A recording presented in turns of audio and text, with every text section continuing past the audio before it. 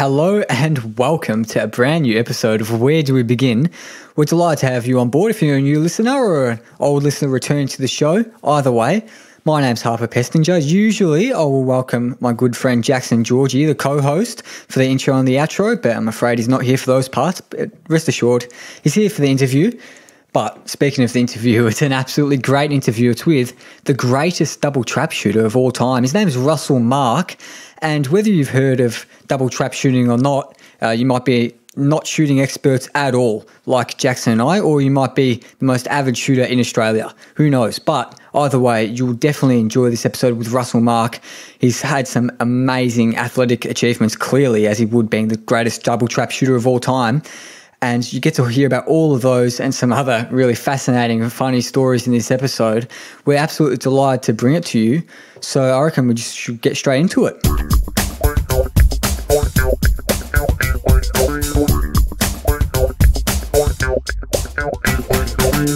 Now, our guest today, I can say is officially the greatest double trap shooter of all time.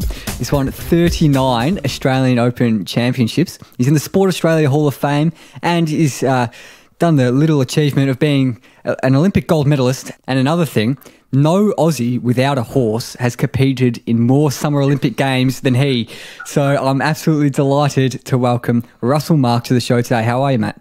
Hey, I use that line on Andrew Hoy all the time, the guy that went to 7 Olympic Games. He went to 7, but his horses have only gone to 1. I mean, how does that work? I was like that. I'm going to use that line. Well done.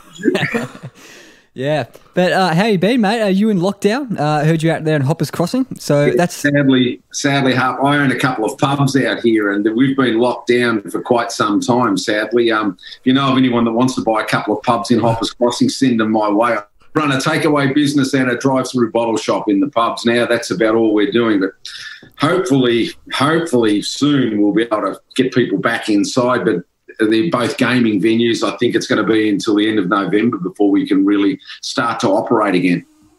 Yeah, it's such a shame being locked down here. I think we're all going a little bit stir crazy. Harper just staying at home doing all this study. Well, I know Harper hasn't been to the hairdresser in quite some time. I can pick that up, that's for sure. I'm very impressed with his hairdo. Yeah, it's growing very long. We established that in our little pre-pod chat. That was good. But, mate, so I think lots of the listeners wouldn't even know what double trap shooting is. So before we rip into the real stuff, can you just explain to us briefly what double trap shooting is and how it works? It's basically you get 2 targets that are released at the same time. You don't know exactly where they're going and you've got about 0.7 of a second to hit them both before they get out of range. We use 12-gauge shotguns, as all the Olympic shotgun events do.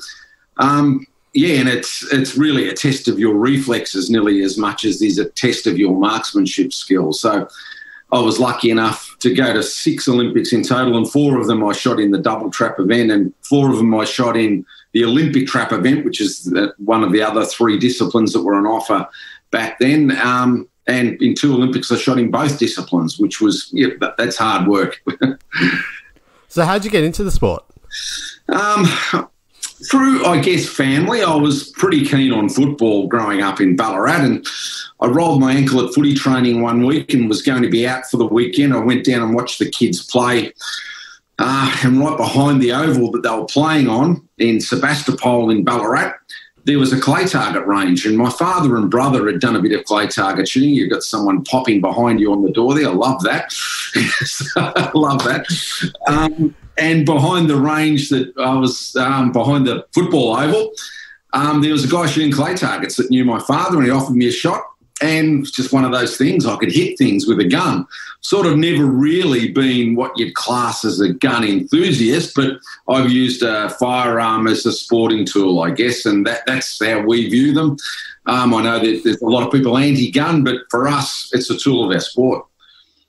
Yeah, it's just like archery or something, I suppose. Like, I mean, you could theoretically kill someone with your bow and arrow, but yeah, guess it's fun. You'll find, Harper, that most of the people that use firearms for sport will all agree that the firearms laws on criminals that use firearms as weapons should be greater. And It's no different if you get out of this interview today and drive down High Street in Preston at 150 kilometres an hour. You're using your car as a weapon, even though it wasn't intended to be one. And that's how we look at firearms. I mean, you can use them as a weapon, absolutely, but 99.9% of the people out there don't use them as weapons. They use them as a sporting tool. Yeah, exactly. I agree with that. Jackson, you too? Yeah.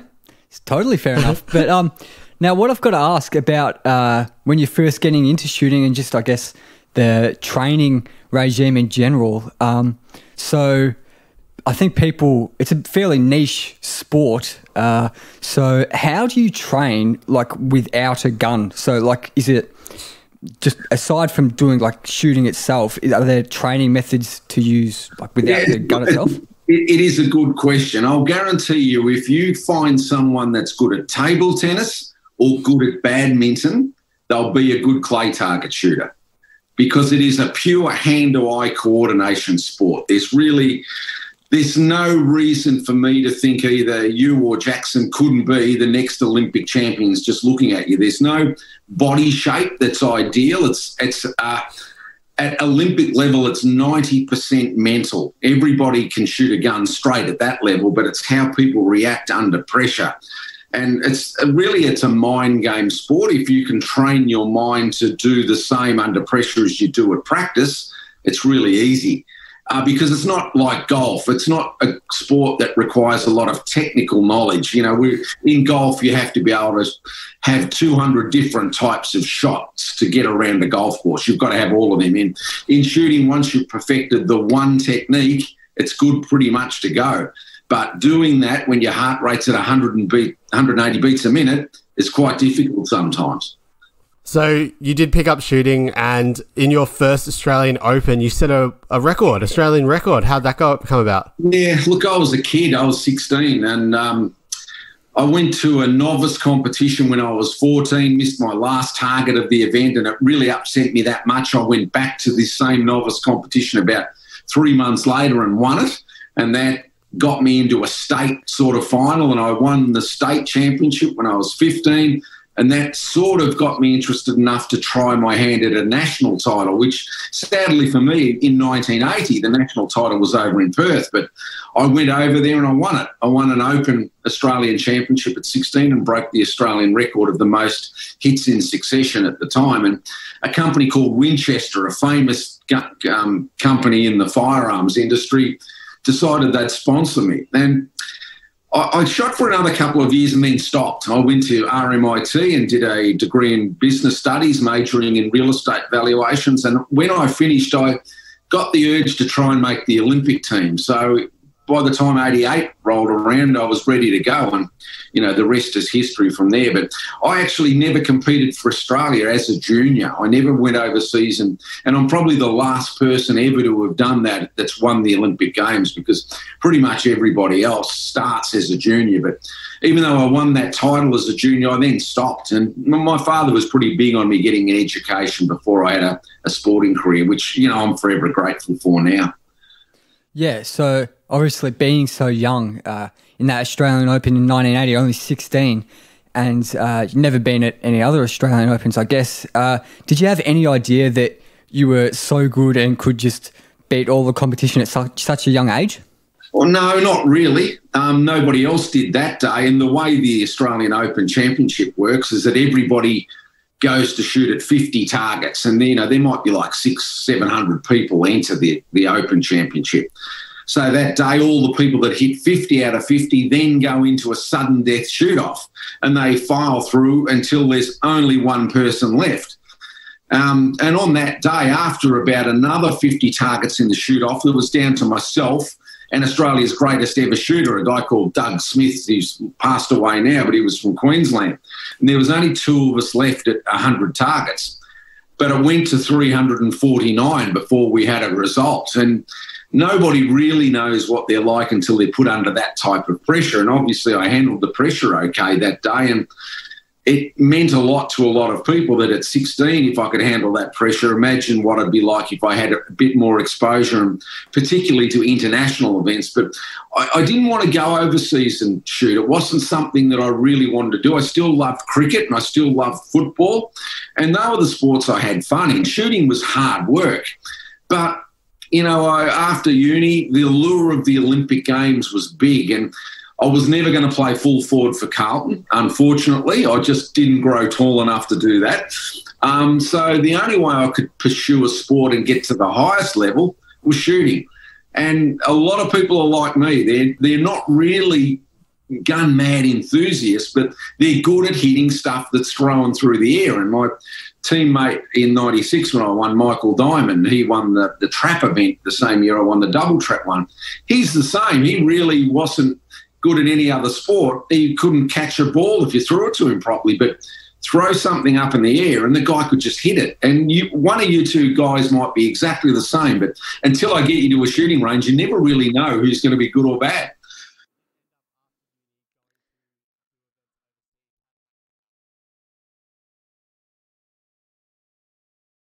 No, I went to the national championships again in 1984. And made what's called the Australian training squad, which was the top 6 ranked people, which that was a difficult squad to get in. And because I was still reasonably young in 1984, I was too old to shoot in the junior category, but they thought I was young enough to try. And there was some grant money left over from the 1982 Commonwealth Games, and they gave me a grant to go over to Europe and compete in an event in Italy, an event called the Grand Prix of Nations, which at the time was the world's biggest shooting event in the discipline that I shot. And I shot pretty well in it. I finished in the top 10, and the rest was history. They thought, well, you've got to take this a bit more seriously. So then I had a real crack in earnest of making the 86 Commonwealth Games team, and I was finished the first emergency. I missed out. But it really made me be aware that, okay, I can go to the next level here. And I made the 88 Olympic team and then, went on to win the Olympic Games. But you've got to get exposed in this sport to people overseas. The best shooters live in the United States or Europe, one or the other. And you can beat the Australians till the cows come home, but you've got to be able to beat the Italians and the Americans. And once I started doing that, then I realised it was no barrier to entry that I actually lived in Australia. But I did a lot of time on aeroplanes, I can tell you.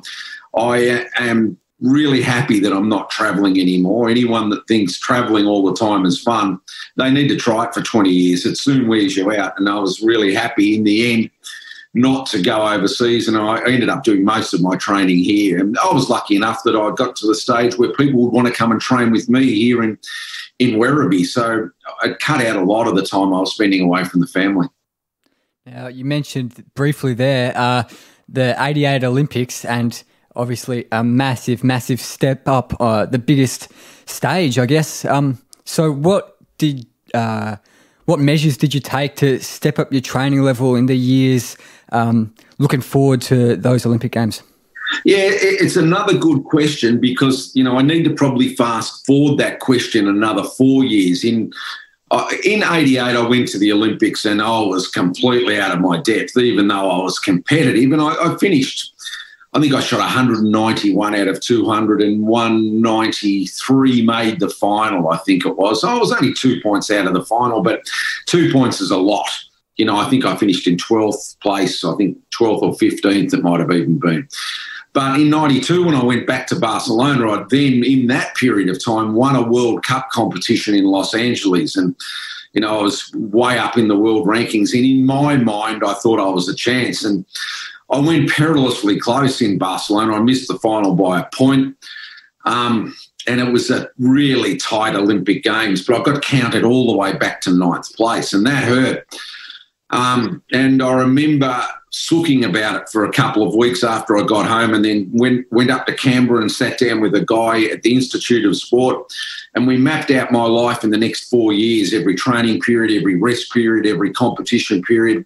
And I had my life on an A4 sheet of paper, every goal that I'd set. And it didn't take long after I did that. I won the World Championship in 94, and went to the 96 Olympics as favourite to win and won it pretty easily. And I often think you need to learn in life from the times you don't succeed. Anyone can be a great winner, but it's very hard to learn something when you get defeated.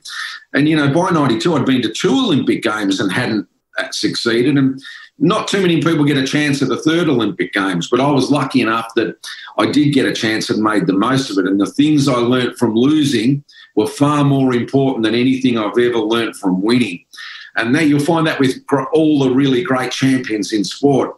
They all have the one attribute. You never hear a champion ever make an excuse. They learn from their mistakes so they don't need to make excuses. But the people that lose and then they go and blame their coaches or the crowd or the ammunition they're using or their guns or the weather, those people will never win. If you're an excuse maker, find another sport. This isn't the sport for you. It is wholly and solely everything between your ears. And if you can accept that you can lose, and you can accept that you'll learn from your losses, you've got a chance to finally succeed. That is great advice to anyone listening out there. I want to go back a little bit, back to your first Olympics. Being so still young, I guess, in the sport, how was that experience going to your first Olympics, honestly? Like, I know a lot of people only go to one, but you've been to a few after that, but your first, how was that to you? Yeah, it's like getting tossed in the deep end of the pool and not really knowing if you can swim, because everyone dreams of going to their first Olympics and coming home with a gold medal. And for me, obviously, I dreamt of that. And obviously all my friends and family thought, yeah, you can do it. But there were just too many people in the world that were better than me. But the experience was fantastic. There's nothing in sport like going to an opening ceremony of an Olympic Games. And the 88 Olympics, you guys wouldn't have even been born, I doubt. But we had to wear these long, dry as a bone trench coats on a sole summer day in Korea that was 30 degrees and the humidity was unbelievable. And whoever come up with that smart idea to wear that, I'd love to meet them, I can tell you. I'd really love to put them in that trench coat for 2 hours because that's the most vivid memory I've got. I've never sweated so much in all my life. But the experience I got from it was fantastic, and obviously I stayed for the entire Olympics. It's probably the only Olympics I stayed from start to finish at, because I think once you've gone to an Olympic Games and you haven't succeeded, the most loneliest place on earth is the Olympic Village. And I learnt pretty quickly that maybe as soon as your event's over, it might be time to go home. So that was the only one I spent the entire Olympics at, which a lot of people might find odd, but you put so much mental energy into the Olympics that you're not there to actually watch the other sports. You're there to try and do as good as you can for yourself. And once the last shot's fired, I think that you just want to get your life back again. And after 88, I come home at nearly all of them, I think. Yeah, now the year of the Olympics after that, 1992, in September of that year, I believe you hit 1,177 targets in a row, which broke your own record. So just talk to us about the great form you were in, the great mentality you must have had, like just hitting absolutely everything. Yeah, look, it was an unusual time. I'd flown home from Barcelona early, and there was a competition up in Tamworth, a 2-day event, which had a lot of money on it, a lot of good prizes. And this was only a matter of weeks after the Olympics. And the last person you ever want to have shoot against in a shooting competition is someone that just missed out on winning the Olympics, because you're going to take your anger out on somebody. And I took it out on a group of people up at Tamworth. And, I shot 1,177 in a row, which was the first person ever to shoot 1,000 in a row. And I nearly felt sorry for the people at Tamworth up there, because I think I was just angry and I just took it out on them. And I had a couple of days over a weekend I just couldn't miss. And everything I learned at Barcelona, I absolutely took out on those people in Tamworth. And that was really the then first stepping stone for me to succeed 4 years later. Yeah. In events like that, in say Tamworth or wherever it is in Australia, do you feel like your competitors are kind of like, we could get an absolutely massive scalp here, like beat Russell Mark, one of the greatest double trap shooter of all time, and Like, do you reckon they were more motivated because of that? Yeah, it's another good question, and one I probably haven't really discussed honestly with anyone ever, so you'll probably get a first here. But after 96, I really never, ever shot at my best ever again. And it's a stupid thing to say because I went to another 3 Olympic Games and won World Championships and set world records. But the reason I say that is after I won in 96, I never ever had the desire to succeed like that ever again. And one of the reasons was because I used to go to some of these competitions half-heartedly, and because I was sponsored by a couple of big firearms companies, so they expected you to go to some of these competitions. But when you don't turn up really wanting to destroy the competition like I did in Tamworth that weekend, it's easy to miss one and then you'll lose, and then you'll get sent the Monday paper from out at Broken Hill or Cobar or at Mount Gambier or wherever, where it says Johnny Smith beats Olympic champion, Johnny favourite to win next Olympic Games. And I got sick of that because it is the nature of the sport. Once you miss, you're going to lose, and everyone's going to miss. And I probably got sick of going to these little country competitions, even national competitions here in Australia, where people just expected you to win, and it's never quite that easy. And really, after 96, I didn't win a great deal more national championships even. And I'll guarantee you, if you spoke to Michael Diamond, he would say exactly the same thing, that if you look at maybe our national records, at times you'd think our international records were better. But the reason they were better is because you tried harder and put the effort in. And I did feel that, what you suggested, that people always wanted you to go because they'd get you when you're not really putting 100% in and you'd miss, and then forever then they're the guy that beat the Olympic champion. And seriously, get a life. But that's the nature of the sport, and I've probably started 10,000 kids' career when they've beaten me someday, but 9,999 of those I've never heard of again, but they're still living on the day they beat me, and that's the great part of our sport. So we will get into the 96 Olympics. You've obviously failed at the last 2. How sweet was it to get the gold in 96? Yeah, it was good because it was the only part of my sporting resume that I needed filled. You know, I'd won all the other events. You know, I'd won World Cups and World Cup finals and World Championships, but I hadn't won an Olympic Games. And in our sport, I don't care who you are, unless you've won an Olympic gold medal, your sporting resume is not complete. I could have won the next 20 World Championships and you guys wouldn't be talking to me today. I'll guarantee you, you're only talking to me because I won an Olympic Games. And I felt that as much as probably you guys did researching my or someone's resume, because you're looking for an Olympic gold medalist. And I was very much aware of that. Once you've won it, though, and again, it's probably something I haven't discussed too often, but you realise in your life how insignificant that winning an Olympic gold medal can be. I mean, it's just a sporting event. And I would hate people to judge my life based on winning an Olympic gold medal. I think I've done far bigger things in my life than anything that I've ever done in sport. But it opened up doors for me to do other things. And that's the thing I'm eternally grateful for winning an Olympics. I wouldn't have had the business opportunities I would have had. I probably wouldn't have even had the personal opportunities I've had unless you've got one of those Olympic gold medals. And stupidly enough, I haven't seen that gold medal in over 20 years. It sits in a museum at the MCG with all my other memorabilia, and it's not something that I physically think anything about. I don't. When people come around, everybody that comes to my house wants to say, "Can I see your gold medal?" Well, if you want to see it, you have to go to the MCG because that's about the last. And I haven't held it in that long. But when they opened the Sports Hall of Fame Museum it was last year, I went and saw it, and that was the first time I've actually seen it in 20-odd years. So it's not something, it's a material thing, but it's something that will live on in my head, obviously, forever. Yeah, so I guess you just decide to donate it to the National Sports Museum? Well, that's an interesting subject too. I actually donated it to my eldest daughter, Holly. And when Holly turned 21, and she just turned 22, but I put it to the Hall of Fame Museum, or the MCG Gallery of Sport Museum. And at 21, Holly could go and get it out. And when Michael Diamond sold off his 2 gold medals not that long ago, I think he got about 70 grand each for them. Holly saw the newspaper article that Michael sold his medals and worked out 70 grand. She said to me, "Dad, that spells BMW to me."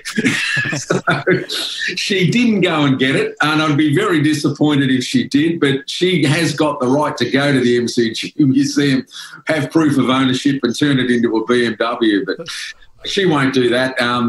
It's one of those things that I'm proud to have, and I feel for Michael that he financially got strained enough that he needed to sell them, but if I ever get that strained, I hope it's not something that I have to do.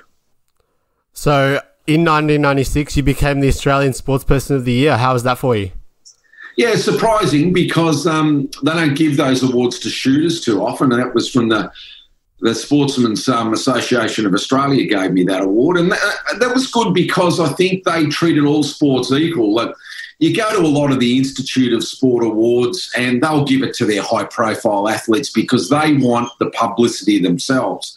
And I think for me to win that award meant a lot to me because everyone was sort of judged equally, and they'd probably followed my progress through the sport, and finally for an Australian to win an Olympics at that level, it meant a lot. So, again, though, when you start your career, you don't ever think about winning those sort of awards, but when they finally give it to you, you do appreciate it. Now, the Sydney Olympics probably didn't turn out quite as you planned in terms of results, but before we get onto that, can you just talk to us about the whole build-up and the home Olympics and all of that kind of stuff? Yeah, it's a massive advantage for us to have a home Olympics. I trained for a full year at the range at Sydney before those games. And by 2000, I was probably on the downhill slide. I was 36 and, I was going out the back door in a lot of people's eyes. But early in 2000, they had a World Cup event at that range, and I won it, and won it pretty easily. So it got me spurred on again, and I spent a lot of time training there and ended up getting a guy out from England who was the world's best shooter in 2000, a guy called Richard Folds, and he ended up coming to my range here in Melbourne, and we trained together for a month and then went to Sydney to compete against each other. And yeah, in the end, sadly, he beat me in a sudden death shoot-off for the gold medal. I never should have invited him to Melbourne. But the reality is, unless he was there, I wouldn't have even been shooting off for a medal. It really helps in our sport to shoot against people of that calibre. And when you're shooting against people that are better than you, you get better. And that lead-up time for me, it was great because I stopped going overseas. I spent most of 2000 in Australia, and that's a big advantage, not to have to go to Europe, not to have to go to the United States. All I had to do was get on a plane and fly 1 hour to Sydney. And the Sydney range was a difficult one. The background was terrible. And when the Europeans and the Italians arrived there to shoot, they hated it, which meant a lot to me. The fact that they spent most of their time complaining about it meant that I didn't have to worry about beating them on the day. But this guy, Folds, from England, he'd spent a bit of time there and he knew what he was getting himself in for. And we shot pretty well on the day. I think I shot an Olympic record in qualification, and I shot one perfect round of 50 out of 50, and you don't do that too often at the Olympic Games. It was the only one I ever shot. The only 50 out of 50 was in Sydney. The day didn't turn out quite how I wanted it to, but as I've always said, if the worst thing that I've ever done in my life is win an Olympic silver medal, I've got a pretty good life. Now I probably heard a lot at the time, you never want to finish second at the Olympics, but finish ninth, as I did in Barcelona, hurts a lot more. To have to watch the final from the grandstand is the most gut-wrenching place to watch an Olympic final from. Watching 6 guys that you just competed against all day, then getting all the accolades in the final would have hurt a lot more. But yeah, it was a great time for Australia, the Sydney Olympics, and I was proud to be part of it. I was on the Australian Olympic Committee at the time as an athlete's representative, so I had a lot to do with the build-up to it and the conditions the athletes lived in and how we got to compete. I had some big input into it. I'm very proud to have been a part of it. They did a good job. So you did mention all your other Olympics you left as soon as your event finished. Was it hard to get away from this one, seeing it as it was in Australia, or did you have to go somewhere else? No, I flew back to Melbourne for a little bit of it. I did go back home for a bit and then flew back for the closing ceremony. I wanted to be part of that, and that was the great part about it being in Sydney. Jackson, I could fly home and spend a few days off. I watched Kathy Freeman win her gold medal, then I think I flew home for a few days because the Olympics is 16 days and we were at the start of it. You know, we're all done by day 3. And, you know, they say what happens in the Olympic Village needs to stay in the Olympic Village. And I was, and my wife, unfortunately, knew all too much what happened in the Olympic Village. So there's no way she was going to leave me up there on my own, I can tell you. So I flew home, did the right thing, was a family man, and then flew back. But it was a great time for Australia. It's something Australia needs right now. Australia's never been as divided ever as what we are at the moment. If we had a Sydney Olympics coming up, that might be the thing that we need to unite us back together. Yeah. Now, going on to the next Olympic year, 2004, you didn't compete. But in that year, you coached Rajavardhan Singh Rathore, if I'm pronouncing that correctly. Oh, man. Thank you. So why did you coach him and not compete? How did that decision come about? No, I didn't make the team. During the trials, I had a malfunction in a gun, blew my gun up that I won all my stuff with, both at Sydney and Atlanta. Blew the barrel up, and that's not an excuse because you've got to take responsibility of your equipment, and I was leading the trials by a considerable amount. Didn't really have a great backup gun and then got caught and missed out on the team. And I went over there as an athlete liaison officer also for the Olympic Committee, but I took the job coaching Rajavardhan Rathore, who's now the Minister of Sport in India. I mean, his Olympic medal did him wonders. He got lots more out of it than I got out of mine. I'd hate to think what his income is being the Minister of Sport in India now, but it was India's first ever individual medal. So it catapulted his career and he got into politics. And it was an unusual time being on the other side of the fence. And the moment I got there, because I thought I was retired, I wasn't really planning on going to any more. But when I got there, first thing I did when I come home from Athens was start training again, because if ever you think you're retired, you need to go to one of these events, and you can see why people make comebacks, because I was in the wrong side of the fence and come back and then won a gold medal at the Commonwealth Games in Melbourne. I was so happy that I started shooting again. Yeah, so I was just about to ask that. The home Commonwealth Olympics, so your home in Melbourne, how was that special for you compared to the Sydney Olympics? Commonwealth Games in Melbourne was a fantastic time for us because obviously they had it on a range that I'd shot at all my life. So, and it was another range that I found pretty easy to shoot on. And myself and my teammate, Craig Trimbath, who we won the pairs gold medal, largely due to Craig, not me. Craig was, unfortunately for him, put in a really awkward situation where he knew exactly the score he needed to shoot on the last round. And that's not a spot you want to be in. I would have rather have done that than him. And he stood up and was counted and shot brilliantly in his last round. And it was the only Commonwealth Games gold medal I ever won was that one. I married a woman that had won 3 of them, and she'd reminded me of it all the time.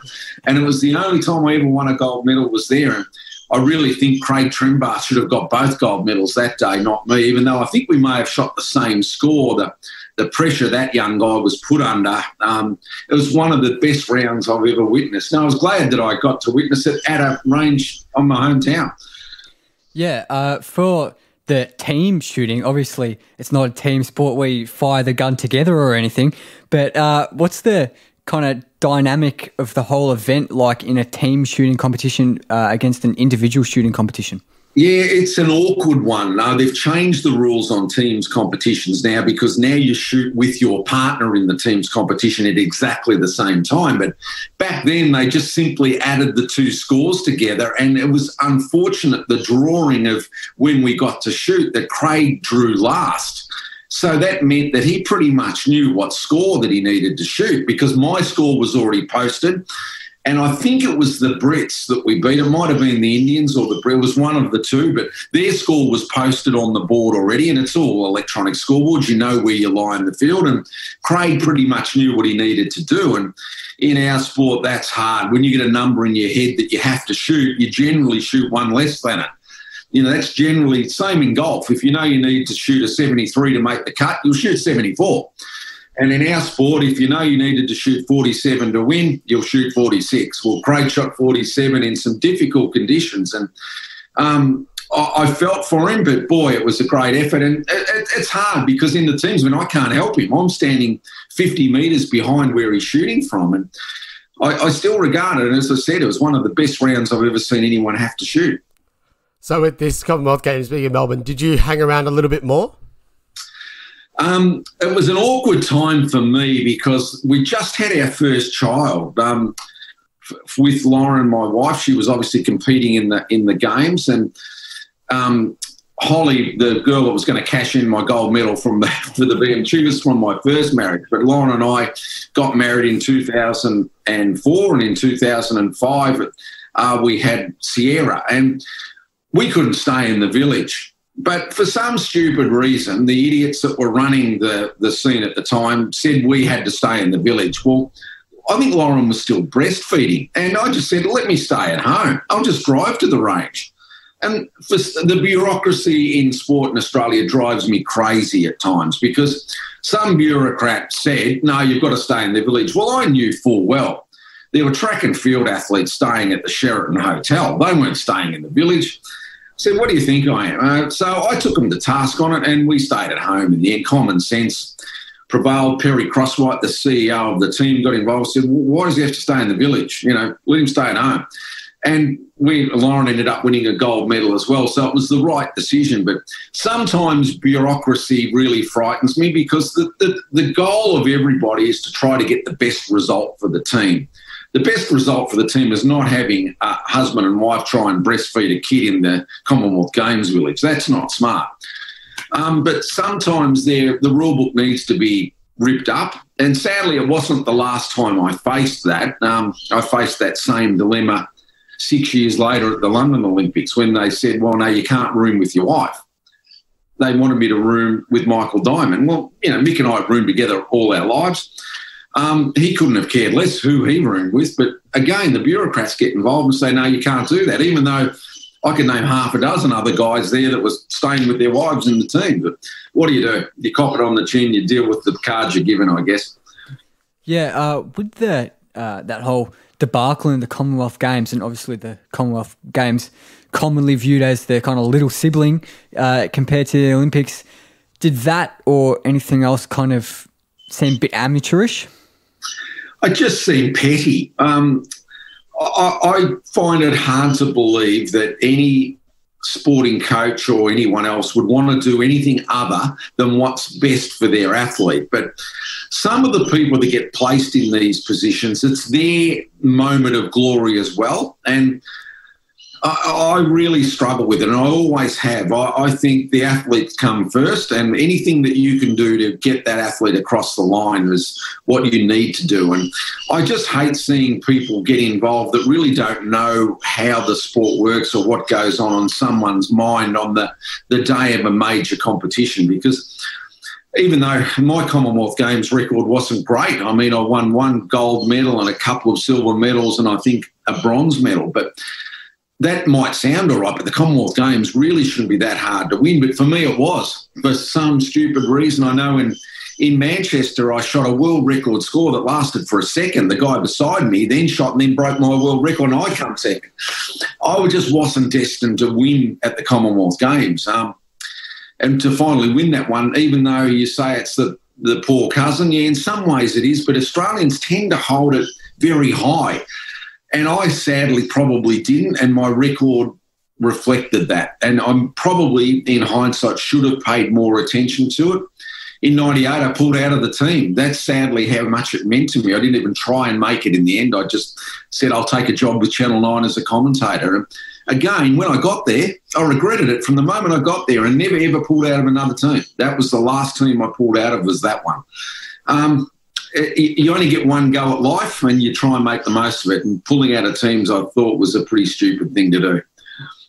So in 2007, the ISSF voted you the greatest double trap shooter of all time. How did that feel to you? Yeah, that was probably the biggest honour I've ever had. They flew us all, there were 10 of us, they flew us all into Munich for a special dinner, and I wasn't made aware of it right till the very end. They'd kept it a secret, but, you know, you always wonder why do they want to fly you to Munich? You don't just fly to Munich to have dinner. But they made a big deal of it. And, yeah, to get that honour, it meant a lot for our sport. Obviously, for the people here in Australia, it meant a lot. I personally don't believe my record now it's over. I think there are other guys that equally did as good as I did, but I guess if you put Olympic medals and World Championship medals together, I probably won as much as anybody. But I looked at other people at the end of my career, and there's a guy out of the United States called Glenn Eller who won the 2008 Olympic Games. I probably thought he was a better shooter than I was, but that was a year later. They made this decision in 2007, and Glenn hadn't won an Olympics then, so he missed out on that award and I got it. So I remind him of that every time I speak to him. Yeah, so I think had a bit of a gradual decline over the next few years, and didn't place in the next two Olympics that you competed in. But was that just kind of your mind leaving the game, or any passion going, or what was the reason behind your eventual retirement? I think they call it old age. I think that's what they call it. I mean, I made the final in Beijing, and that probably defied all odds. I had to shoot off to get into the final and won the shoot off, and I ended up coming fifth. And Richard Folds, the guy who beat me in Sydney, finished sixth. So the two of us were probably on the way out back then. But to make an Olympic final, yeah, I mean, I was happy to get there. In London, I probably should never have gone. I was keeping people out of the team here in Australia by going to that Games. But as I just mentioned before, how do you make the Olympic team and then hand back the spot? You know, I regretted not trying out seriously for the 98 Commonwealth Games teams, and here I was, you know, 12 years later or 14 years later, you don't hand back a spot. I knew it was never, ever going to go to the Rio Olympics, but I shouldn't have gone. I wasn't competitive. I think the last medal I won in World Cup competition was in 2010 in China. I finished second over there at the World Cup, and I made a final, I guess, in 2014 in Spain, but, you know, I was never really a threat to winning events again in my mind after 96. So anything after that, I guess, was a bonus. So out of all your Olympics, excusing the gold medal, which one was your favourite to be at? I think Barcelona did the best job. I mean, I know people that went to Sydney will hate me saying that, but if you polled all the international athletes that went to the Olympics that sort of I went to, Barcelona was pretty unique. The village was pretty close to downtown. If there was one thing people complained about in Sydney, was that the village was at the arse end of the world. It was miles away from Darling Harbour or anything that the people want to, once you finish, you want to go and mix with the locals. Well, there were no locals to mix with out of Parramatta, I can tell you. I mean, I felt comfortable having a gun because everyone else out there had one too. You really needed a gun to walk around Parramatta in 2000, I can tell you. So at least I was safe. But I think that was the thing that held Sydney back a little bit. I was joking. I thought Barcelona did a great job. Atlanta, I left within hours of winning, I'd gone. I mean, I'd spent a lot of time in Atlanta prior to the 96 Games, and I think less than 12 hours after I won, I was in Hawaii, and I spent a week there. That's how much I thought of Atlanta. It was terrible. But obviously I won it, so that part was good. I thought even though I didn't compete in Athens, I thought for all the trouble they went through to get the Athens Games up and going, because there was tremendous financial and security problems, they did a good job. Beijing, you know, they did a pretty good job. But by far the best one, sadly for me, was London. I hate saying that. I hope no one from Britain hears this, but they did a tremendous job. They just ran everything like clockwork, and you couldn't fault it. The weather was good. Everyone was prepared to be drowned every day in freezing cold, and they had sunshine and no rain. And the Poms did a really good job. Now I take my hat off to them. Yeah, it just sounds like an awesome experience, even though it was your last one, sadly. But moving on from your shooting career, during your career, you actually had a very brief stint in politics before you quit the Liberal Party due to not believing in some of their policies. So can you talk to us briefly about that? Yeah, it's a tough time. And one thing I didn't learn until I'd won the pre-selection for the Liberal Party in Ballarat was that a lot of the stuff you had to do, you had to toe the party line. And there was some of the stuff that they were doing that I wasn't really happy with. And I certainly wasn't happy with the member that I was going to replace. I didn't really think he was that sincere about it at all. And I made him very much aware of it. And in the end, I just couldn't work with him. And I quit not long before the September 11 disaster. And that really changed things for the Liberal Party. They ended up winning that election. It was really on the back of what happened internationally. And even though I'm probably very non-political now, but one thing you need to be aware of, if you get involved in a party, you probably need to toe the party line. And I wasn't really happy with a lot of the things they were doing. And I found it very hard to be hypocritical. And in the end, it wasn't for me. And I was very grateful I got out of it. It's a tough line, but don't get me wrong, there are some very good politicians out there. Everyone likes to can them. I wouldn't want to be in politics at the moment. Imagine being in Parliament trying to get your way through this COVID disaster. There's no right or wrong decision, I feel, but it's a necessary evil. I'm glad some people take it up. Some people take it up for the wrong reasons, and I found there were too many people in the parties that they were career politicians in the making. They really didn't have the skill set. They weren't successful in anything in their life, but they'd been involved in either the Liberal or the Labor Party long enough that they were planning to be the member of that seat, and they're not the people you want representing you. And I just found I just couldn't be that hypocritical to keep at it, so I was glad to give it up in the end. Would you mind telling us some of the stuff that you didn't agree with exactly? There were parts of even John Howard's gun legislation that I didn't agree with. It went back to that. There were parts of Howard's legislation that I did agree with, and parts that I found were very, very hypocritical for me as a shooter. I mean, there were parts of it that I think really held our sport back. And I was still competing back when I was actually going for the Liberal Party, and it was very hard for me to front up with a firearm and use it for my sport, and then have the Liberal Party policy at times trying to take some of their firearms off some of the competitors I was actually shooting against. And, you know, I thought that was really very hard for me to cop. A lot of the immigration laws I wasn't happy with. I mean, they had very stringent laws back then on refugee status. And, okay, a lot of people hate what they classed as the boat people, but I'm a big believer in Australia needs to take a certain amount of refugees per year. We live in a very lucky country, and not every refugee that comes to Australia is bringing grief and misery. We've had a lot of refugees that have contributed to Australian society, and the Liberal Party got very tough on some of those laws, and a lot of my friends were refugees, and I found it very difficult to support some of those laws. But the Australian public voted in favour of a lot of those laws. So, you know, I probably wouldn't have been the right representative. So on a little bit of a lighter note, you said you didn't become the full forward for Carlton, but you did become an ambassador for the club. How's that for you? I took over the ambassador's role in '96. The year after we won our last flag. So I'll tell you how it's gone. It's gone terribly. You know, I'm a one-eyed Carlton supporter. We're going through a rebuilding process at the moment. We've been doing that since 2000, but we're nearly there. Some of the people we're rebuilding with, and now their sons are playing for the originals. We had signs this year that we were better, but I think we could do better again. We've never recovered from losing Brendan Favola as our full forward. We've never really had a full forward since he left. So I reckon he'd still get a game as our full forward now if he come back. But who do you guys follow?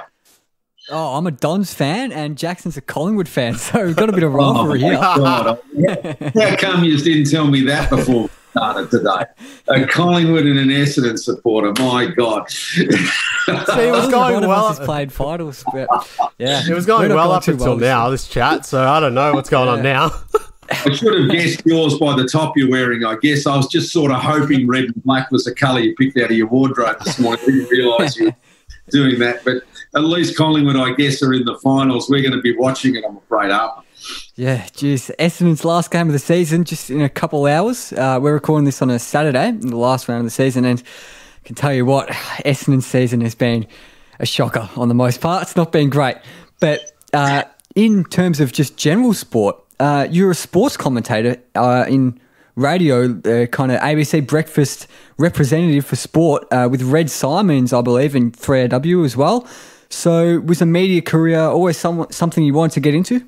Yeah, I got involved by accident. I went and did an interview one morning on 3AW on their breakfast show, and the producer of the show got in touch with the station chief and said, this guy we had on the breakfast show that won the Olympics, he might be good for a Sunday sports show that they were planning on doing the following season with Gary Lyon and Anthony Hudson. This is before anyone knew Hutto. He was still looking like a little boy back then.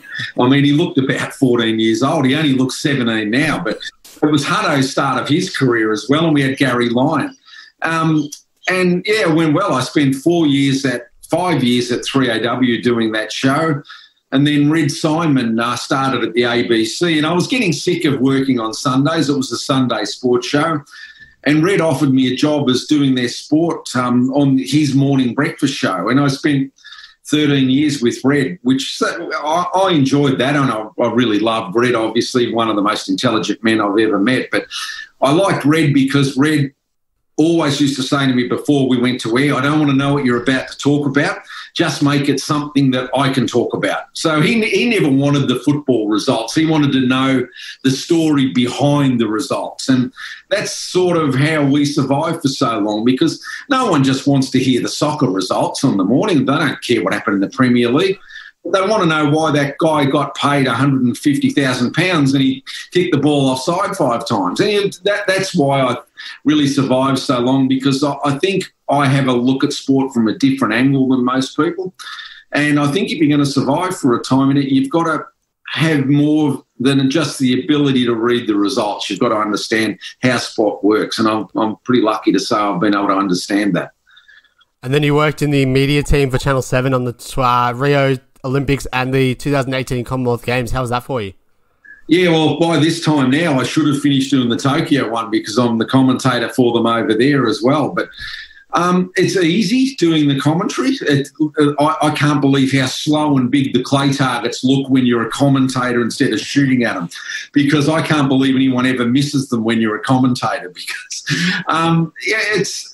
I guess I haven't got a lot of competition as to people that have probably got the experience that I've had in the shooting sports. And I've really enjoyed the role at 7 because they give you a lot of freedom.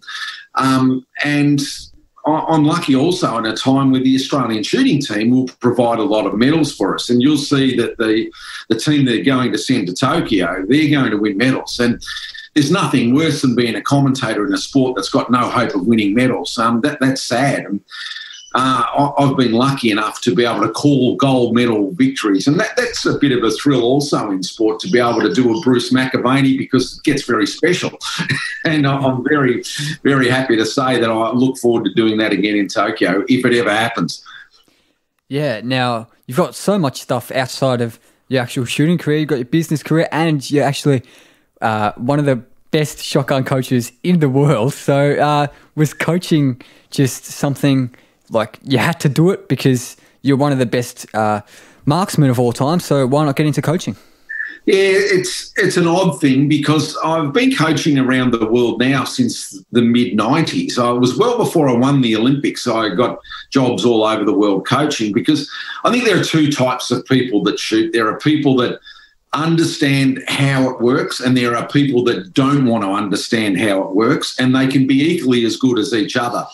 But I was one of the ones that do understand how the mechanics of the sport work, and people want to know the ballistic data, the technical data of why and how you need to do things. So I started coaching, I think, in about 92, 93, and I've just about been everywhere around the world doing that. But at times I enjoy it and sometimes I hate it. You go to some of the countries where they get overly technical, and I won't name those countries, but some of them don't understand that sometimes it's the little man in your head that you've got to solve, not the type of gun you're shooting or the ammunition you're using. The answers generally aren't there, but in your technique, there are only certain things you can do, but to make people believe that they can do it is the hardest thing. So we recently started up an online coaching service based because everyone was locked down, and there was the biggest mistake I ever made in my life.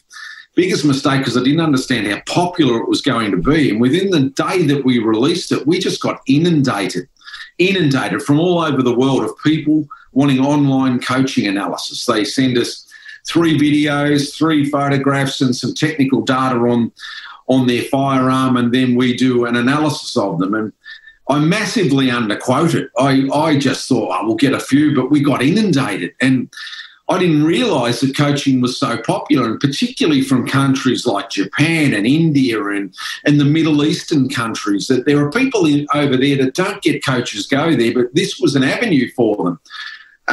So I really wish I had have tripled the price. I way underquoted what it was worth, but obviously I've honoured it. But there is a need in the world for coaches, and I just didn't understand until COVID hit how popular it was going to get.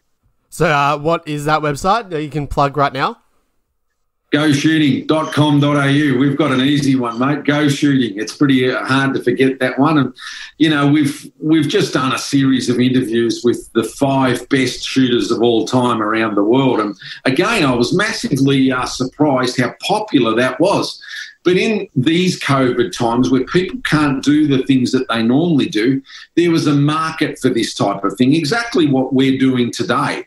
It's born a whole new industry, and, you know, what you guys are doing is what I'm doing, and it's what so many other people have cottoned on to, that, okay, they're sick of watching Netflix. They're sick of the crap on Foxtel and the free-to-air television. They want to actually see specialised things. And, you know, I understood that very quickly, that through this COVID crisis, there is a different market out there. And I was glad that I've been part of it. But, boy, I thought I was going to have a few months off, but it certainly hasn't gone that way. Yeah, now we might get into some listener questions, and I can tell you we got absolutely inundated with lots of them because the shooting community absolutely loves you, mate. You're an absolute icon of the sport. And but they're after some free advice. You don't want to take them through online coaching. They're going to get it off review for free. I'm going to send you an invoice at the end of this. Well, we might go into the first one. So this one is from Blair Caldwell.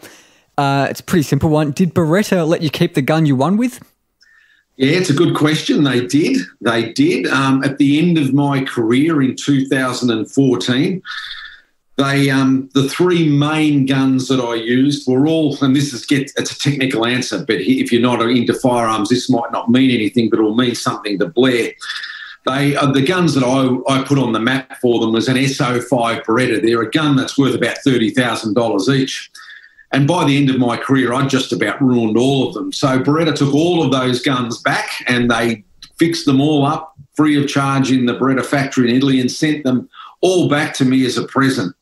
And I've kept all of those in my gun safe at home. And the gun that they made for me for winning the 96 Olympics was a $100,000 shotgun. That sits in the MCG museum as well. It's a gun that I physically have not touched for 24 years. It's a gun that if I kept it in my gun safe at home, the annual insurance on it alone would be about $6,000 a year.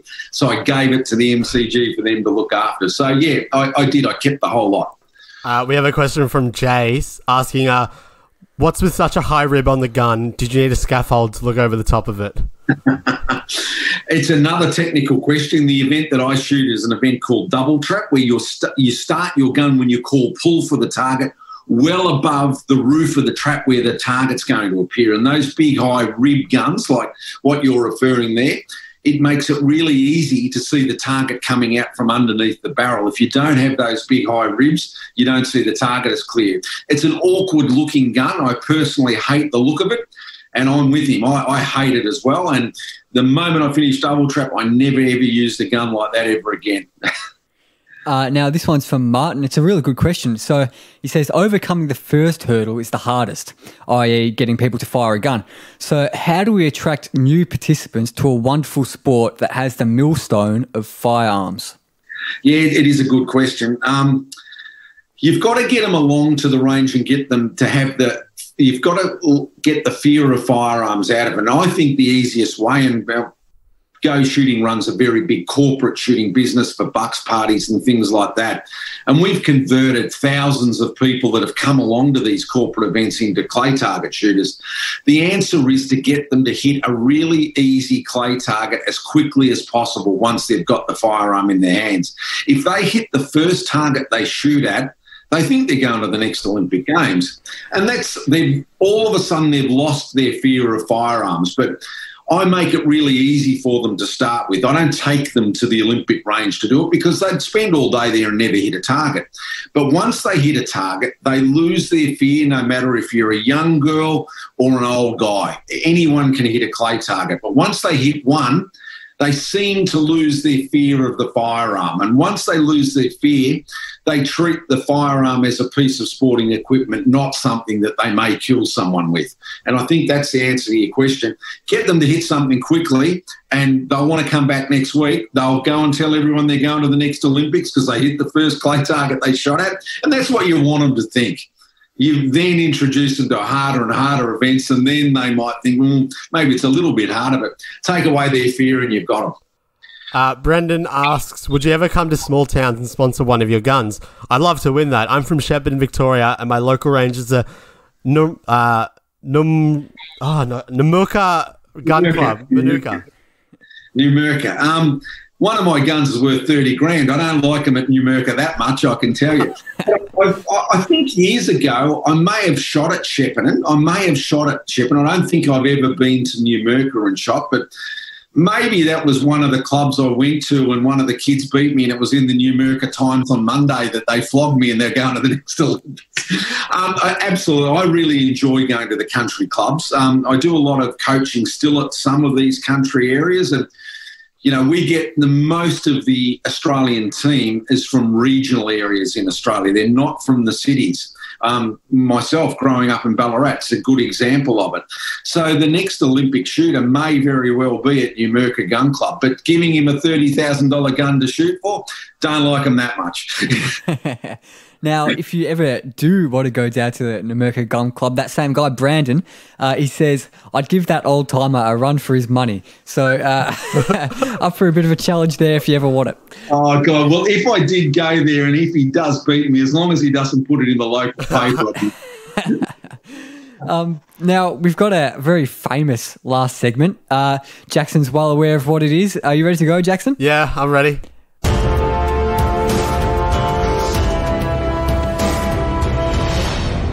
Okay, so Russell, we've got a last segment that we do on the show. I've put together a quiz and I'm going to be pitting you against Jackson. There are going to be 5 questions and they're all vaguely related to your career, but very vaguely. So we'll start with question number 1 and your name is your buzzer. So I want you to tell me which artist published their sixth studio album in 1973, which went to number 1 in the USA and Canada and was called Don't Shoot Me, I'm Only the Piano Player. 1973. Don't Shoot Me, I'm Only the Piano Player. No. Do you want to have a stab, Jackson or Russell? Don't Shoot Me. It was his 6th album, you said? It was his 6th studio album and it went to number 1 in the USA and Canada and some other countries as well. His 6th album. I thought you were going to say I Shot the Sheriff. That would have been easy. I know. I was very tempted to put that in, but I thought that might have been a bit too easy. I was hoping you were going to go down that road. No, I don't know. I don't, but I want to know now. Well, Jackson, if you're not going to answer... I'll take a stab and just say like Ray Charles. Ray Charles is incorrect. The answer is Elton John. Elton John. I just went to see him before COVID. Really? The last person I saw in public. I was up in Coffs Harbour. I went to his concert, but he didn't sing that there. He hadn't one at Amy Park that some of my mates went to as well. Apparently that was very good. But anyway, question 2. So this one's closest to the pin. So Muhammad Ali, previously known as Cassius Clay, won his first world heavyweight boxing title when Sonny Liston failed to come out for round 7 at the Convention Centre in Miami Beach on February 25 of which year?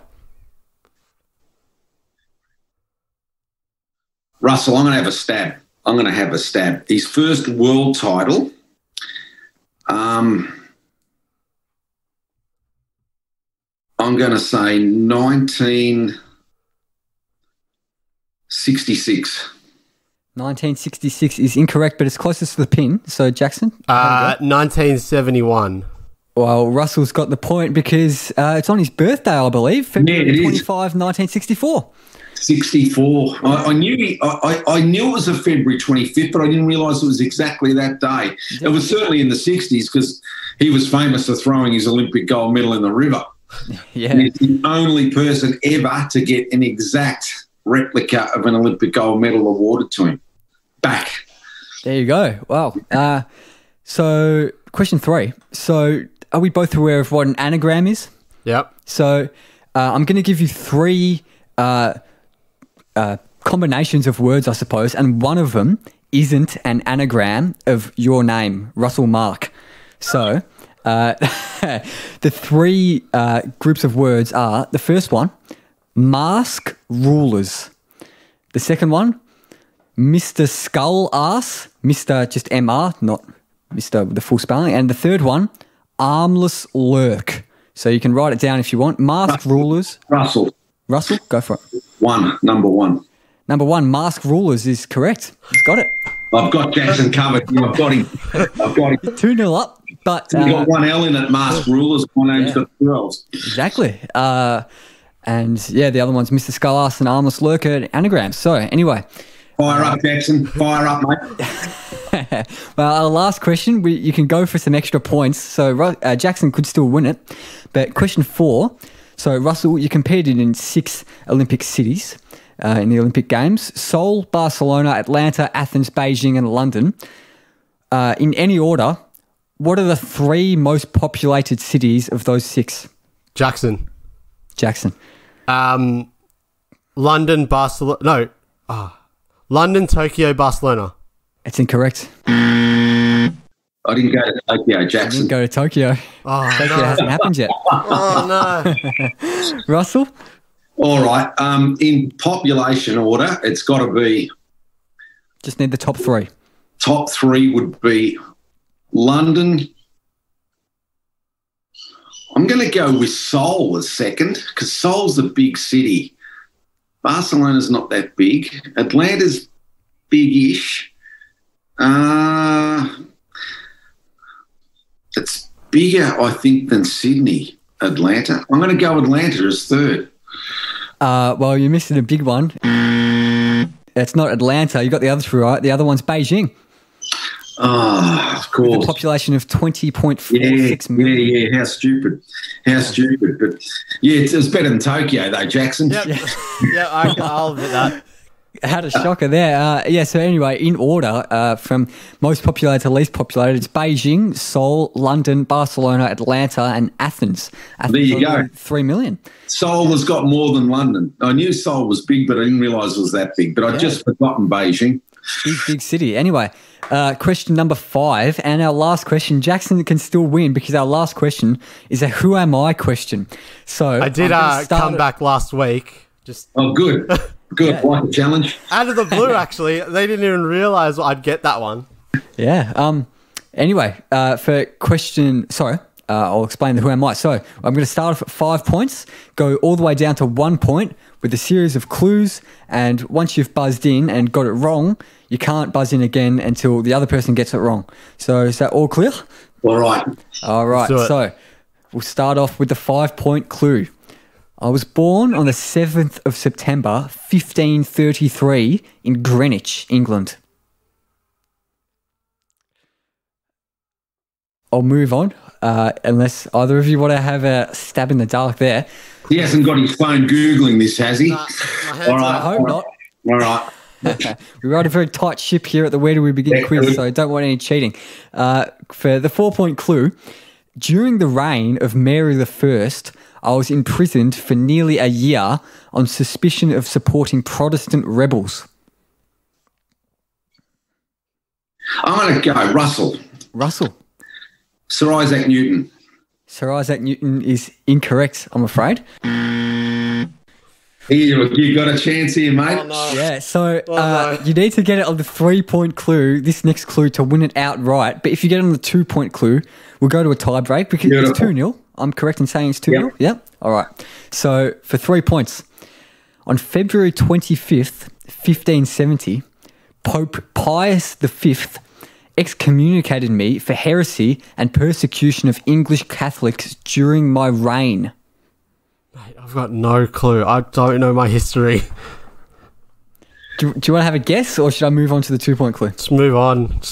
Okay. So for 2 points, my mother was famously executed just 2.5 years after my birth. Again, no clue. I reckon I have to give it to Russell, honestly. I don't even have an answer. Don't Was have a stab in the dark? the mother Mary, Queen of Scots? The mother was not Mary, Queen of Scots, but for the 1-point clue, I'll open it back up to both of you since it's a dead rubber now. So for 1 point, I was England's monarch for 44 years and 127 days, the longest reign of any British woman at the time.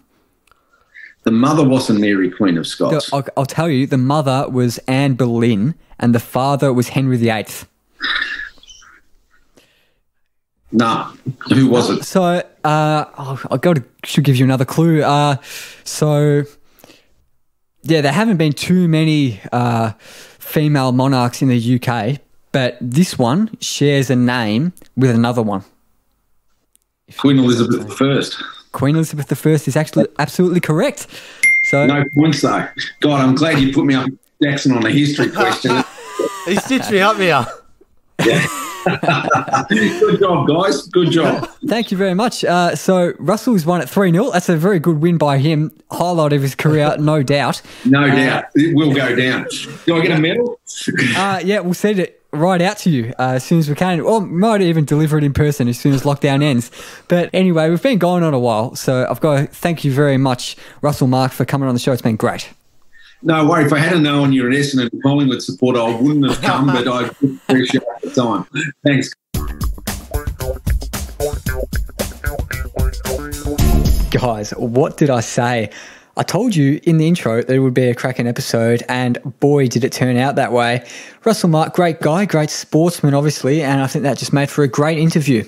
And I think most people will agree with me. And if you are one of those agreeers, go leave us a 5-star review wherever you get your podcast, because that's how we spread the podcast around and we just get better that way, and we'd hugely appreciate it. But we'd appreciate it even more if you could do us a big, big favour.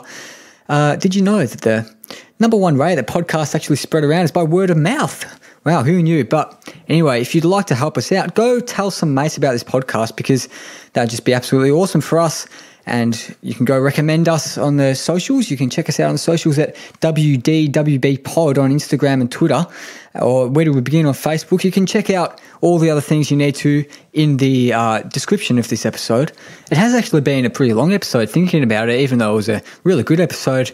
And as always, we like to finish the show with a nice bit of music. We've got a song today by Matt Gakovic, or also known as Passero.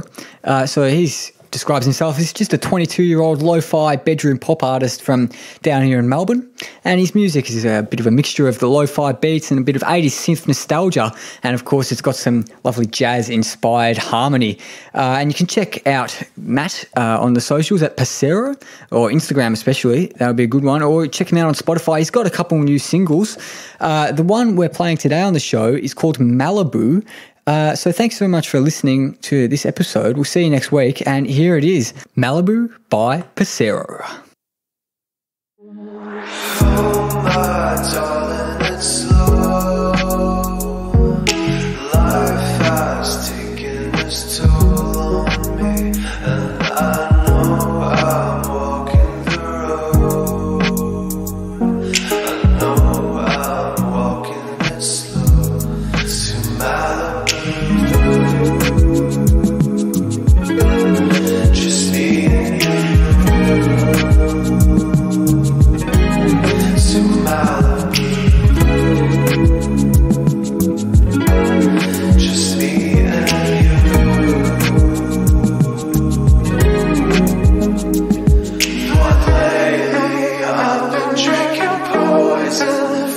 went down like nothing. I could feel my heart sink deep into the ocean. I don't wanna feel love, but this is what it's like. It's like skate away like a dream.